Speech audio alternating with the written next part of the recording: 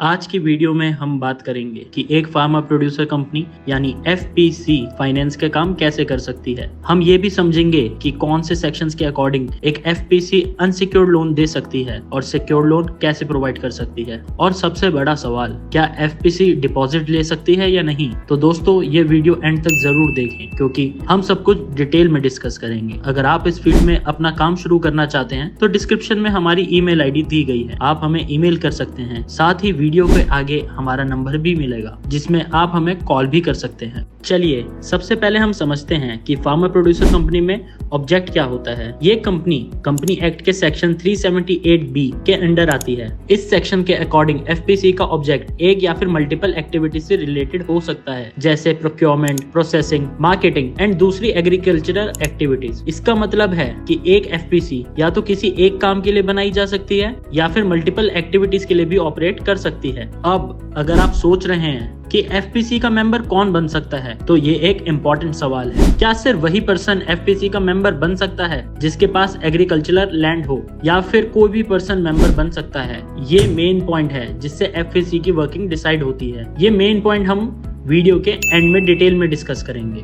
अगर हम section 378J की बात करें जो स्पेसिफिकली लोन्स के प्रोविजन के लिए है, तो इस सेक्शन के अंदर एफपीसी अपने मेंबर्स को अनसिक्योर्ड लोन दे सकती है for a period not exceeding 6 months. ये लोन शॉर्ट टर्म एक्टिविटीज के लिए दिया जा सकता है, जैसे सीड्स खरीदना या फिर कोई टेम्परेरी एग्रीकल्चरल रिक्वायरमेंट के लिए। अगर कोई बड़ा लोन लेना है तो एफपीसी सिक्योर्ड लोन भी दे सकता है अगेंस्ट सिक्योरिटी। ये लोन 3 मंथ से लेकर 7 ईयर्स तक का टेन्योर का हो सकता है। ये लोन मेंबर्स को दिया जा सकता है अगर उनकी एग्रीकल्चरल या रिलेटेड एक्टिविटीज के लिए कोई रिक्वायरमेंट हो। एफपीसी के आर्टिकल्स ऑफ एसोसिएशन में ये क्लियरली डिफाइंड होता है कि किस रेट ऑफ इंटरेस्ट पर लोन दिया जाएगा, कौन सी सिक्योरिटीज एक्सेप्ट करी जाएंगी और लोन की रिकवरी का क्या प्रोसेस होगा। इंपॉर्टेंट बात यह है कि अगर लोन किसी डायरेक्टर या उनके रिलेटेड पर्सन को दिया जा रहा है तो उसके लिए मेंबर्स की अप्रूवल भी जरूरी है, लेकिन अगर लोन किसी जनरल मेंबर को दिया जा रहा है तो बोर्ड ऑफ डायरेक्टर्स की अप्रूवल ही काफी है। अब आते हैं सबसे बड़ी बात पर कि एफपीसी को अपने फाइनेंशियल सर्विसेज के लिए किसी रेगुलेटरी बॉडी से परमिशन लेनी पड़ती है या नहीं। तो दोस्तों इस सेक्शन के अकॉर्डिंग एफपीसी को अपने फाइनेंशियल एक्टिविटीज के लिए किसी और रेगुलेटरी अप्रूवल की जरूरत नहीं है। मतलब ये कि एफपीसी अपने मेंबर्स को लोन देने के लिए फ्री है,